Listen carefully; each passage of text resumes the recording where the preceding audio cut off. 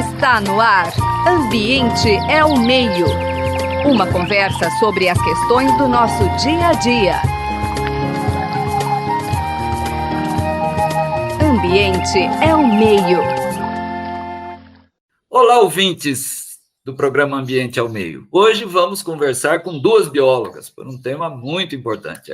Primeiro com a Débora Rotter, que é docente da UFSCar e coordenadora do Laboratório de Conservação e Restauração Ecológica, o LACRE, e Karine Emer, que é pesquisadora associada no Instituto de Pesquisa Jardim Botânico do Rio de Janeiro, né? Um grande, saudoso Jardim Botânico. E também no Instituto Juruá, na Amazônia, né? Ou no Amazonas. E o tema são os desafios para a restauração da Mata Atlântica. Muito bem. Boa tarde, Débora e Karine. É uma alegria grande tê-las com a gente aqui no Ambiente ao Meio, na Rádio USP. E a gente pede que vocês falem um pouquinho da sua formação e trajetória, que eu já vi que é gigantesca, então é só um pouquinho mesmo. Começar pela Débora e depois a Karine. É um prazer estar aqui, obrigada pelo convite da Rádio USP, obrigada José Marcelino, né, por estar nos recebendo aqui. Bom, falando da minha trajetória, eu sou bióloga, formada pela Unesp de Rio Claro. Em Rio Claro também fiz meu mestrado e doutorado, né, na biologia vegetal. Aí fiz alguns pós-docs, né, e fui enveredando pela conservação, né, de florestas nativas, mas também para a recuperação de áreas degradadas. Então, o conhecimento, né, os aprendizados no meu mestrado e doutorado em biologia vegetal, eu fui aplicando com o passar do tempo na recuperação de áreas degradadas, estudando processos, como a dispersão de sementes, por exemplo. Como pós-doc, trabalhei na Exalc, trabalhei na Federal do ABC, Unicamp e na USP São Paulo. Então, uma trajetória um pouquinho longa até chegar na UFSCar, onde eu estou como docente há 3 anos e pouquinho, e fundei, né, sou coordenadora agora do LACRE, que é o Laboratório de Conservação e Restauração Ecológica, onde a gente trabalha tanto em áreas nativas, né, florestas que são remanescentes, não ficaram na paisagem, e outras que estão se recuperando naturalmente, e aquelas que a gente tem que fazer uma intervenção maior, que é plantando mudas ou fazendo semeadura, né, direta. Então, é mais ou menos essa trajetória, trabalhando processos ecológicos nesses cenários. Muito bem, agora vamos com a Karine. Olá, boa tarde, obrigada pelo convite, é um prazer conversar com vocês um pouquinho. Bom, eu sou um pouco mais eclética que a Débora, eu acho, né, hoje em dia até está difícil de me definir, mas eu acho que eu sou a gente chama de, trabalho com ecologia de comunidades, né, em geral, assim, mas também sou bem generalista e tenho uma formação bastante focada em processos ecológicos e interações animal-planta. Isso significa que eu posso trabalhar com polinização, dispersão de sementes, herbivoria, e desde o mestrado eu uso a teoria de redes para me ajudar, na verdade, né, a entender os efeitos das atividades humanas nesse tipo de processo ecológico. Então, é uma ferramenta bastante flexível, né, e que tem nos ajudado bastante a avançar certas linhas do conhecimento. Bom, eu estudei, fiz graduação na Unicinos, no Rio Grande do Sul, rapidamente, passando aqui a trajetória, depois fiz o mestrado no INPA, na ecologia, aí fui para a Inglaterra fazer o doutorado, e voltei para o Brasil em 2016, aí fiquei com um pós-doc na Unesp de Rio Claro, depois saí de novo, fui para a Espanha, aí voltei, e entre indas e vindas estou agora no Jardim Botânico desde 2022 com um projeto onde eu trabalho com sistemas socioecológicos na Amazônia e na Mata Atlântica. Então, esse trabalho em específico foi um convite da Débora, enquanto eu estava como pós-doc na Unesp em 2018, quando nós começamos a pensar sobre isso.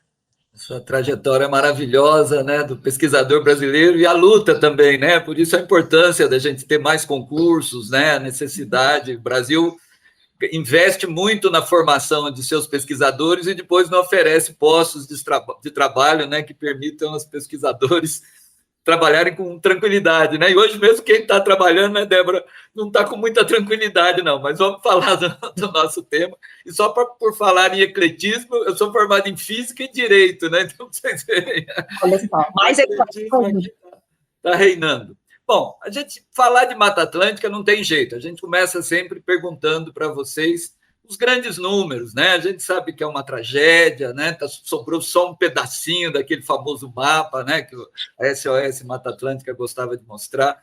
Débora, fala aí um pouquinho e também fale o seguinte, quer dizer, vamos falar o ruim, mas também o bom, quer dizer, a restauração já aparece no mapa da Mata Atlântica também? Quer dizer, já tem o verdinho da restauração, será? Essa pergunta é importante, né? Então, o que a gente tem na literatura é que a gente, em alguns artigos, né, entre 12% e 18%, né, de Mata Atlântica. E alguns estudos têm mostrado a efemeridade dessas florestas, né? Então, ao mesmo tempo que hoje a gente vê um ganho de vegetação, as florestas mais antigas têm sido perdidas. Isso é um problema, né? Por quê? Eu trabalho com restauração, mas todo profissional que tem trabalhado com restauração sabe que a gente não consegue recuperar 100% uma floresta, ou outro tipo de vegetação, cerrado, caatinga, uma Amazônia. O que a gente tenta fazer é recuperar uma vegetação, mas não chega nem aos pés do que era originalmente, né? Então, esse é um ponto importante. Temos um ganho? Sim, né, o MAP Biomas mostrou isso recentemente, que a gente tem observado ganho de vegetação para a Mata Atlântica, mas a gente também tem perdido a vegetação original, né, as florestas mais maduras, o que é um problema muito grande, porque são nossos redutos de diversidade, né, e aí mais para frente a gente pode discutir mais sobre, entrando, né, nas nossas perguntas do artigo, e é isso, recuperar é uma ciência, a ecologia da restauração é uma ciência super linda, mas ainda a gente tem muito a aprender. Exatamente, quer dizer, acho que uma síntese, acho que do trabalho de vocês é que plantar árvores apenas, embora seja positivo, não basta, né, para restaurar a Mata Atlântica.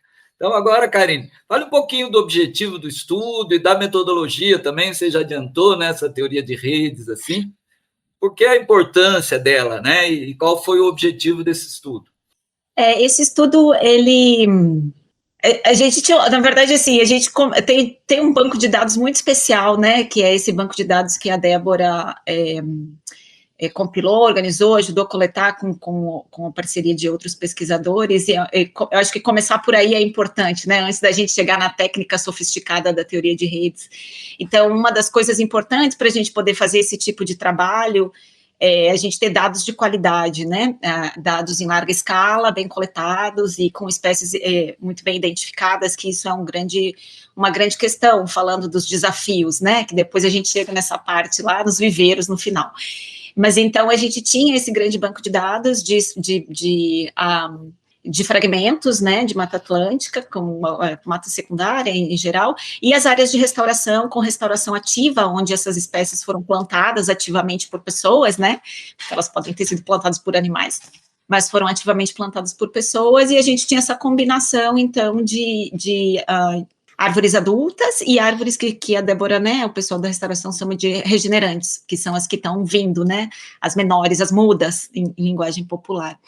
E isso é um banco de dados bastante complexo, né, se você, o nosso mapa ali mostra, né, que é um grande mosaico de áreas, tanto restauradas quanto fragmentadas, né.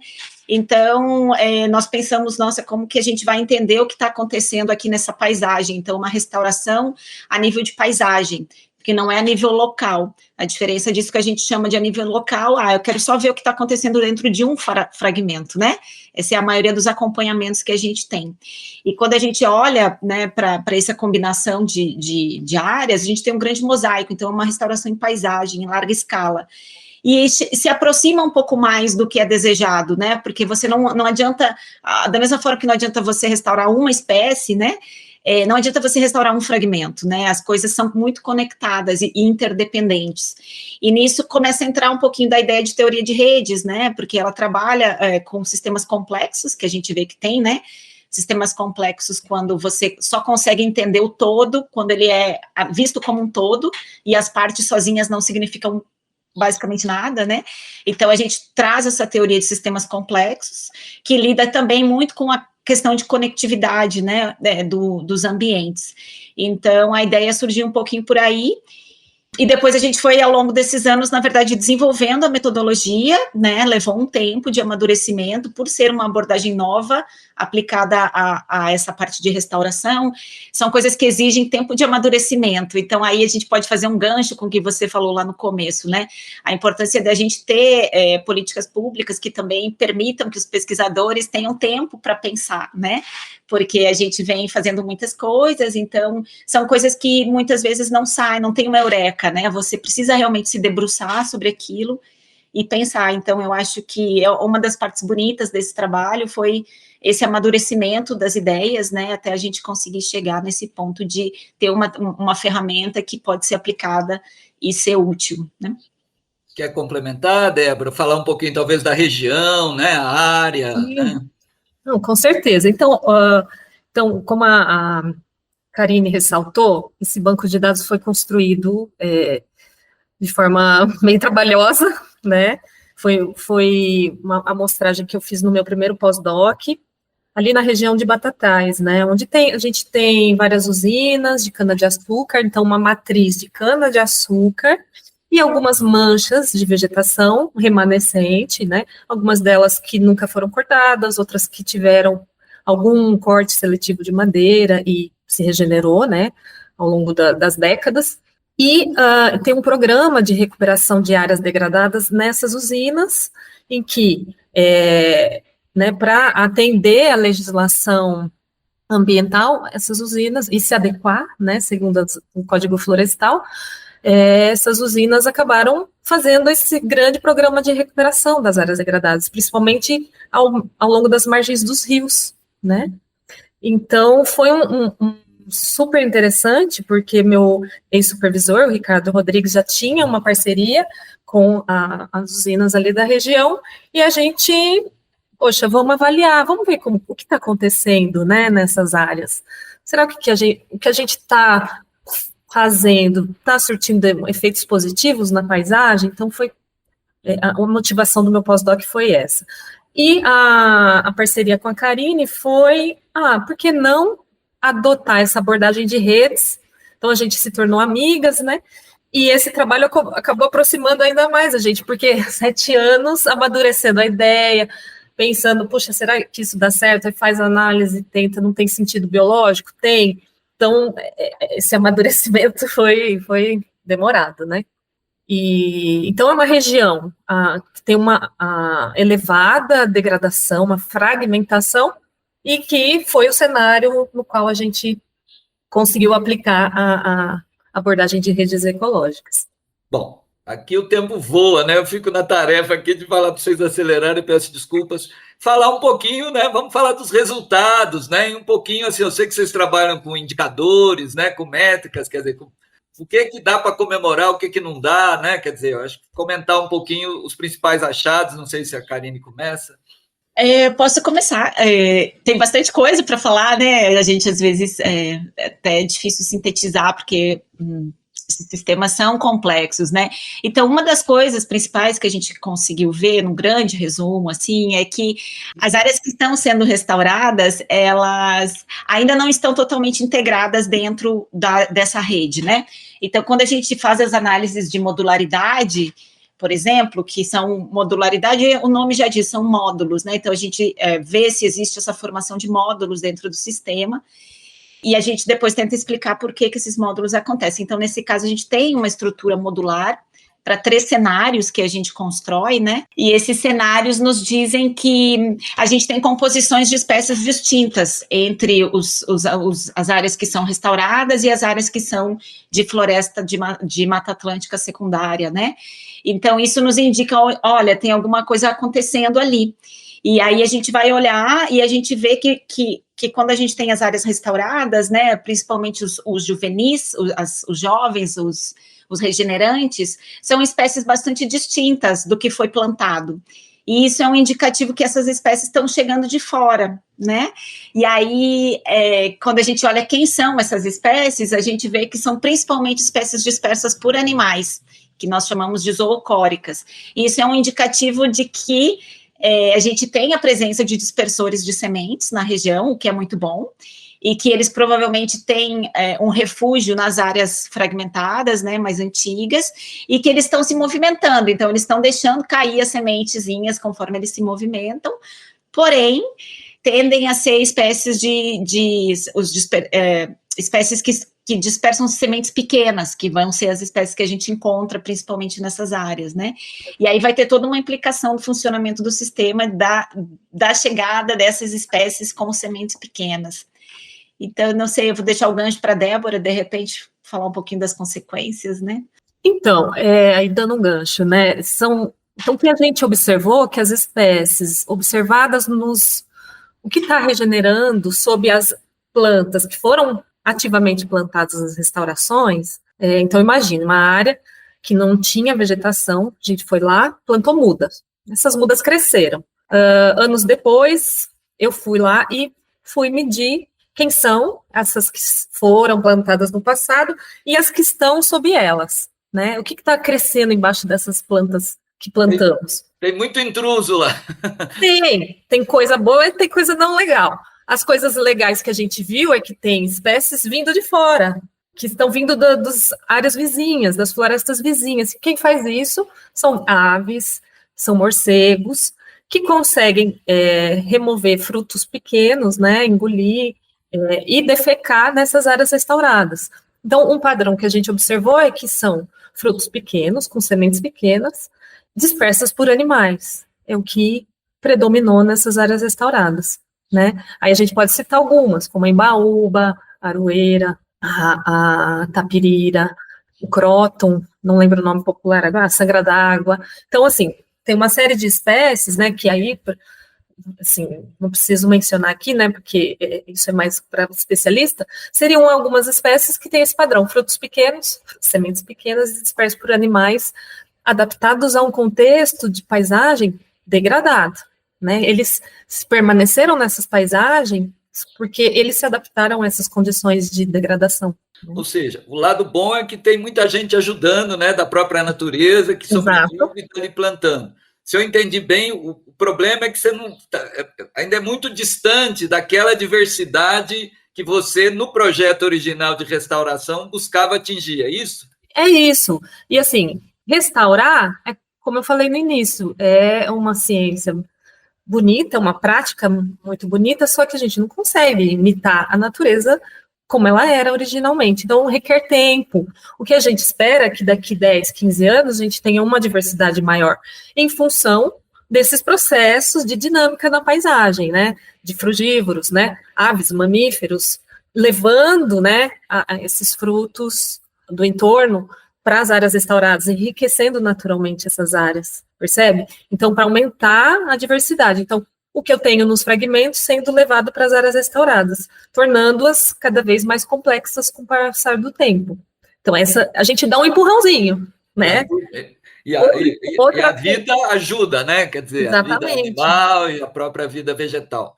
Assim, isso tem jeito, a gente discute muito política pública, né? Então, assim, acho que um dos gargalos é exatamente a questão, né, da produção de mudas, né? Então, eu queria que vocês falassem um pouquinho, quer dizer, quais as dificuldades. Eu não domino a área, mas eu sei que a Mata Atlântica é uma diversidade gigantesca, né?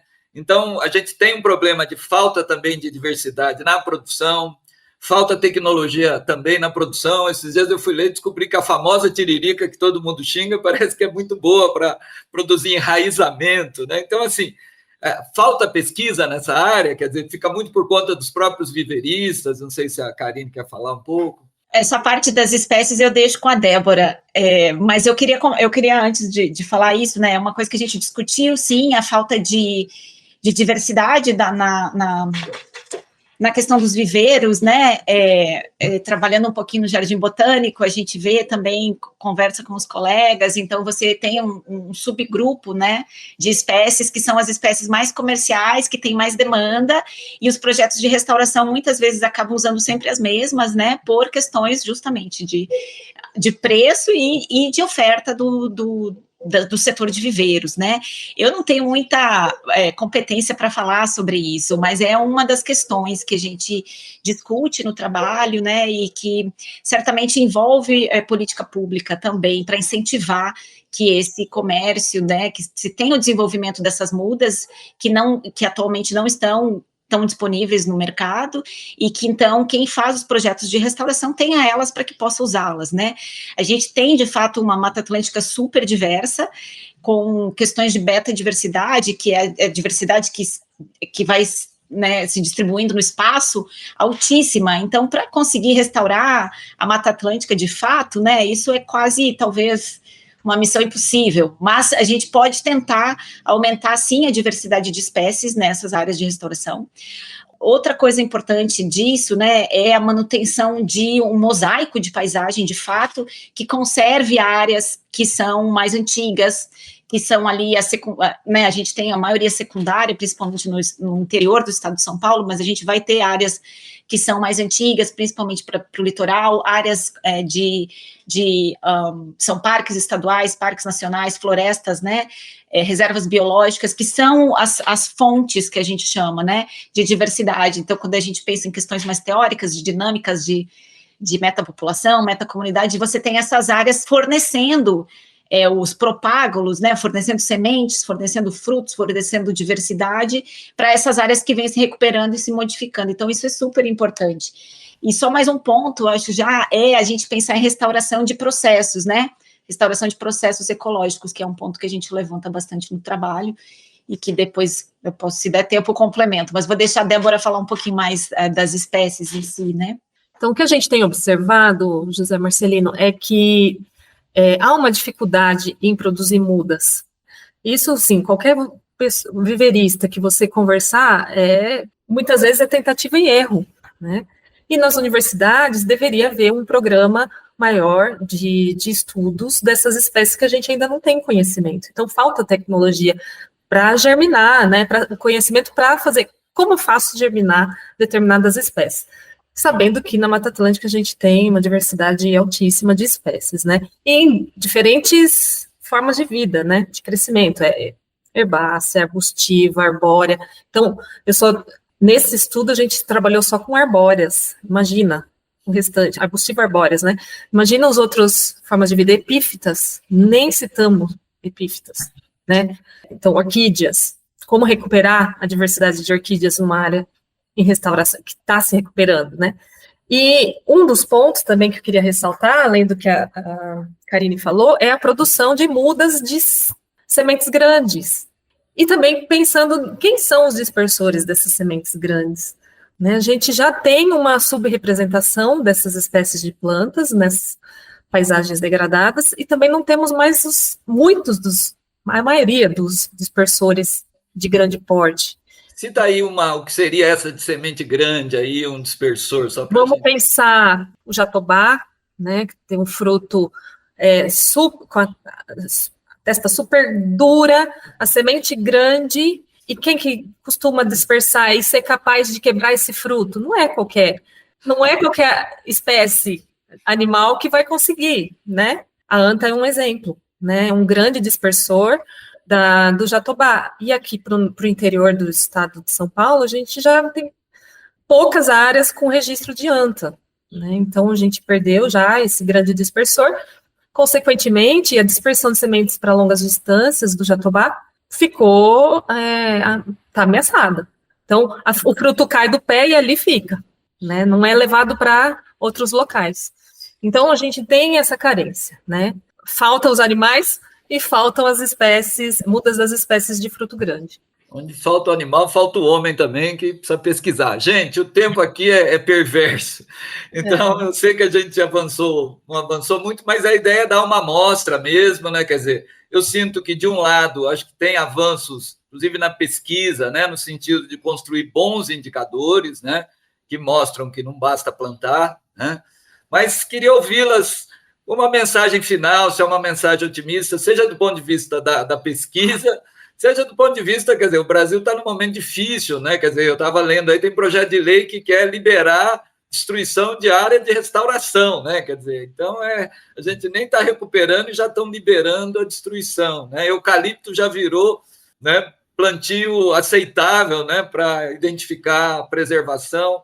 Então, assim, eu sei que o cenário não é positivo, mas eu sei que vocês estão na luta, então eu quero ouvi-las um pouquinho, fiquem à vontade aí. Quer começar a Débora, depois passo para a Karine, e as mensagens aí para os ouvintes, fiquem à vontade. Então, eu acho que o nosso estudo mostra que estamos caminhando, né? Fazer restauração realmente não é simples. Eu acho que a mensagem principal é manter o que existe de floresta, que são esses redutos de diversidade que a gente ainda tem na Mata Atlântica, pensando no Brasil como todo, em todos os biomas. Manter o que existe e recuperar onde a gente degradou, né? Minimamente respeitando o Código Florestal. Eu acho que isso é muito importante. Então, precisamos manter as fontes de diversidade e recuperar aqueles locais que já não estão num contexto muito degradado, né, de paisagem. Karine? Eu faço da Débora as minhas palavras também, né, e acho que é o que a gente sempre comenta, né, é uma questão de política pública e também de opinião pública, né, então, muitas vezes os políticos também refletem o que é a sociedade, né, então eu acho que passa também um pouco pela valorização e pelo conhecimento, pelo interesse, né, em conservação e da natureza como um todo, então eu acho que a gente está sempre nesses momentos difíceis, né, tem essa visão muito desenvolvimentista ainda, que separa a natureza do homem, né, então eu acho que a gente começar a olhar a natureza e as áreas preservadas como aliados, né, ao invés de como inimigos do desenvolvimento do país, já passa, eu acho que já ajuda bastante, e a gente votar, né, em saber eleger bem e prestar atenção nos projetos políticos, né, dos nossos candidatos, que vem eleição por aí, e conseguir cobrar, então, um pouco de cidadania também,